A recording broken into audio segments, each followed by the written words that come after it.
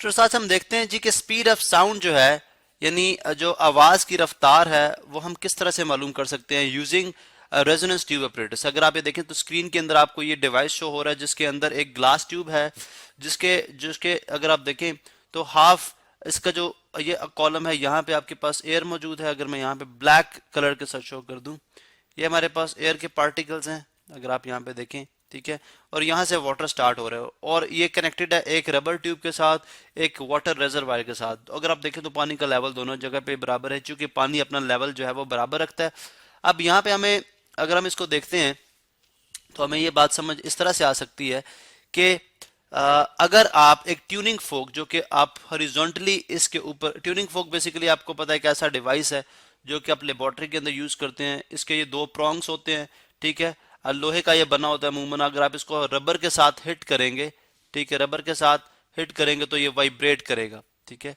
अब हम देखते हैं कि जो इसकी वाइब्रेशन से जो एयर पार्टिकल्स हैं इनके ऊपर प्रेशर लगेगा और आपको पता है कि वेव प्रोड्यूस होंगी। यानी अगर मैं यहाँ पे ये शो करूँ कि एक वेव क्या है, डिस्टर्बेंस है। फॉर एग्जांपल अगर ये पार्टिकल्स हैं तो इसका प्रोंग जो है, फॉर एग्जांपल यहाँ से अगर आप देखें, इसका प्रोंग जब ये अब इसको हिट करने का, वाइब्रेट करने के बाद यहाँ पे आएगा, फिर ये वापस यहाँ तक जाएगा, फिर ये यहाँ पे आएगा, ठीक है। इस तरह से वाइब्रेट करेगा। तो ये पार्टिकल्स के अंदर कंप्रेशंस, यानी कंप्रेस्ड एरिया जहाँ पे मॉलिक्यूल कंप्रेस होते हैं उनको कंप्रेशंस कहते हैं, और जहाँ पे मॉलिक्यूल की डेंसिटी कम होती है उनको रेयरफैक्शन, फिर कंप्रेशंस, ठीक है, और उसके बाद rarefaction and then again compression और रेयरफैक्शन। तो इस तरह से यहाँ पे वेव जो है प्रोड्यूस होती जाएगी। अब आप क्या करेंगे कि आपको जो ट्यूनिंग फोक की जो आवाज है बहुत कम सुनाई देगी, ठीक है। अब जब आप इसको इसके ऊपर रखेंगे तो आवाज आपको कम सुनाई देगी। फिर आप क्या करें कि आप इस रिजर्वायर को थोड़ा सा लोअर डाउन करें, थोड़ा सा नीचे लेके आएंगे तो यहाँ से वाटर का लेवल और नीचे होगा। एक सर्टेन पॉइंट पे जाके आपको बहुत ज्यादा आवाज सुनाई देगी, यानी ट्यूनिंग फोक की आवाज बहुत ज्यादा होगी, हालांकि आप उसको उतने ही जोर से रब करेंगे। ऐसा क्यों है?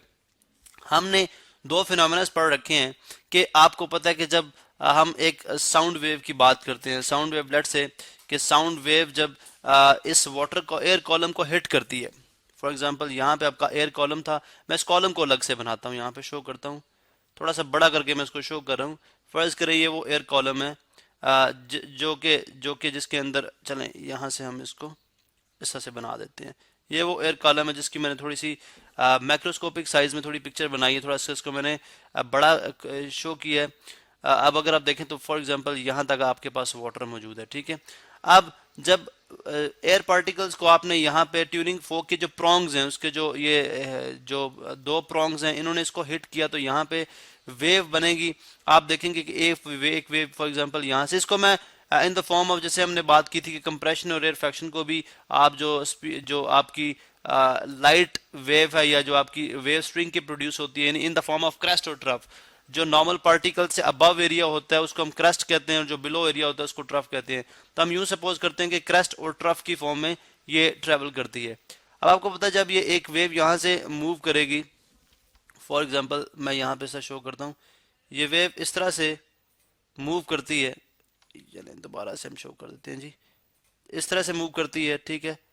इसी तरह से आप दूसरी जो वेव है वो भी फॉर एग्जांपल इस तरह से मूव करेगी, ठीक है। लेकिन जब ये वेव यहाँ पे हिट करेंगी तो आपको पता है कि सरफेस के ऊपर रिफ्लेक्ट करेंगी। रिफ्लेक्ट करने के बाद ये, बल्कि आप इसी वेव को ले लें, एक ही वेव की बात कर लेते हैं।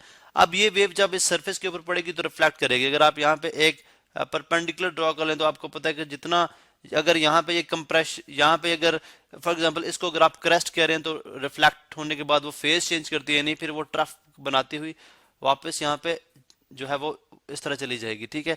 अब वो एरियाज आपने ये देखा है कि अगर आप वेव के अंदर इंटरफेरेंस प्रोड्यूस कराते हो, इंटरफेरेंस बेसिकली एक ऐसा फिनोमेना है कि अगर एक वेव की क्रस्ट के ऊपर और एक वेव किसी दूसरी वेव जो कि वहां उसी सोर्स से स्टार्ट हो रही है, ओरिजिनेट हो रही है, इसकी क्रस्ट भी इसकी क्रस्ट के ऊपर आ जाएगी, तो रिजल्टेंट एम्पलीट्यूड जो मैं आपको रेड कलर के अंदर शो कर रहा हूँ वो इंक्रीज कर जाएगा, ठीक है। इसको हम रेड कलर के अंदर शो करते हैं, और ये बात हमने पहले भी कर रखी है।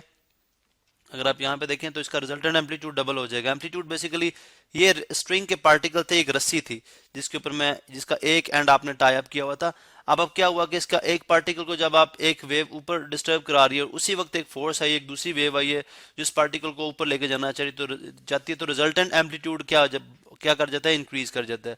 तो यहाँ पे कंस्ट्रक्टिव इंटरफेरेंस होगी, तो ये रीजन यानी रिफ्लेक्टेड वेव के वो रीजन जो कि मैक्सिमम एम्पलीट्यूड के ऊपर है, मैक्सिमम एम्पलीट्यूड के ऊपर है, वो आपके क्या है, आपके जो है वो कंस्ट्रक्टिव इंटरफेरेंस की वजह से, और जो पॉइंट मिनिमम आपकी जो है वो मौजूद हैं डिस्प्लेसमेंट के ऊपर, या मिनिमम एम्पलीट्यूड, इनका एम्पलीट्यूड जीरो है, वो आपके इस डिस्ट्रक्टिव इंटरफेरेंस की वजह से। डिस्ट्रक्टिव इंटरफेरेंस ये है कि अगर मैं एक और वेव शो करता हूँ यहाँ पे व्हाइट कलर की, फर्ज करें ये एक वेव है और ये एक वेव इसकी क्रस्ट के साथ ट्रफ और ट्रफ के साथ क्रस्ट आती है, तो रिजल्टेंट एम्पलीट्यूड इसका अगर मैं यहाँ पे आपको शो कर दूं, चलें जी, ये इस लाइट ब्लू कलर के अंदर, तो उसका रिजल्टेंट एम्पलीट्यूड क्या हो जाएगा, जीरो हो जाएगा। ये होगा केस डिस्ट्रक्टिव इंटरफेरेंस के केस में, यानी जब एक पार्टिकल को वेव ऊपर खींच रही है और उसी वक्त दूसरी वेव जो उसको नीचे खींच रही है, तो वो बिल्कुल वहां पे ही स्टिल रहेगा, यानी ये वाले पार्टिकल होंगे जो कि मूव नहीं कर रहे होंगे, वाइब्रेट नहीं कर रहे होंगे।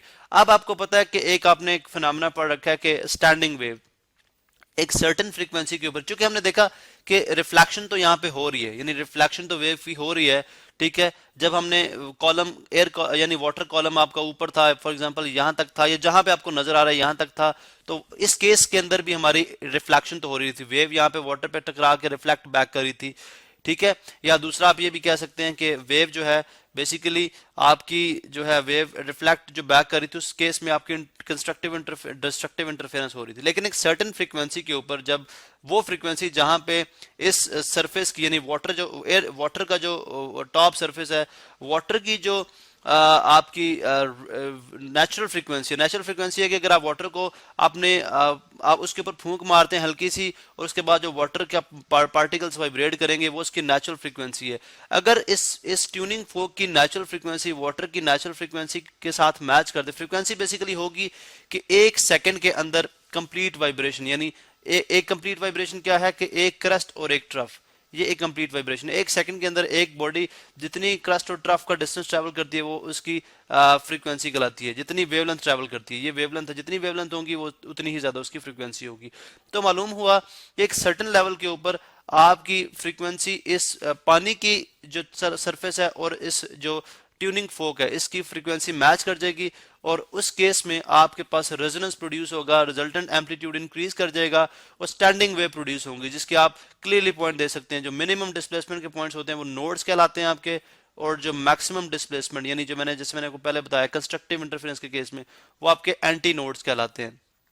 तो अगर मैं यहाँ पे हम आपको ये शो कर दूं कि दिस इज अ पॉइंट, ये पॉइंट नोड है, ठीक है, ये पॉइंट भी नोड है, ये पॉइंट एंटी नोड है, इस तरह ये पॉइंट जो है, ये पॉइंट भी आपका एंटी नोड है, ठीक है।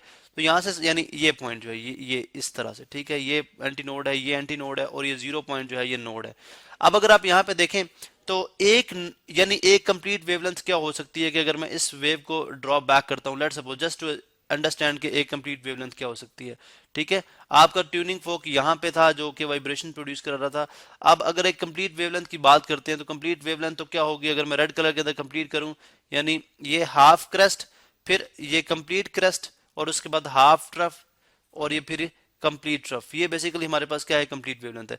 लेकिन अगर आप देखें तो एक नोड से नेक्स्ट एंटी नोड तक, यानी एक नोड से एक एनोड से नेक्स्ट नोड तक का जो डिस्टेंस है वो कितना है, उस लैम्डा के, यानी ये एक कंप्लीट लैम्डा, तो उस लैम्डा का फोर्थ पार्ट है।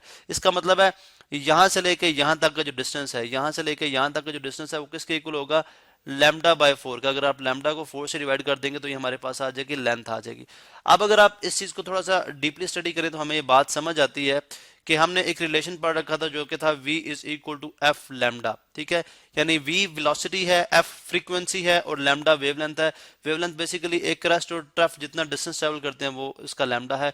फ्रीक्वेंसी हम ऑलरेडी बात कर चुके हैं, और वेलोसिटी हम इसकी मालूम करना चाह रहे हैं। अब अगर आप देखें तो इस रिलेशन को अगर आप री राइट करें तो लैम्डा 4 यहाँ पे डिवाइड और इधर आके मल्टीप्लाई हो जाएगा, तो लैम्डा इज इक्वल टू आ जाएगा 4l के इक्वल, यानी लैम्डा की जो लेंथ होगी वो 4 टाइम लैम्डा जो होगा वो किसके इक्वल होगा, 4 टाइम्स ऑफ दिस l, ये जो लेंथ है इसके 4 टाइम के इक्वल होगा। इसका मतलब अगर आप लैम्डा की वैल्यू इस इक्वेशन में रिप्लेस करते हैं तो v इज इक्वल टू आ जाएगा 4lf, यानी अगर हमें लेंथ ऑफ ये जो लेंथ है ये लेंथ मालूम हो, ठीक है, और उसके बाद फ्रीक्वेंसी जो आपका आपका ट्यूनिंग फोक है उसकी फ्रीक्वेंसी मालूम हो, तो हम स्पीड ऑफ साउंड बहुत आराम से फाइंड आउट कर सकते हैं।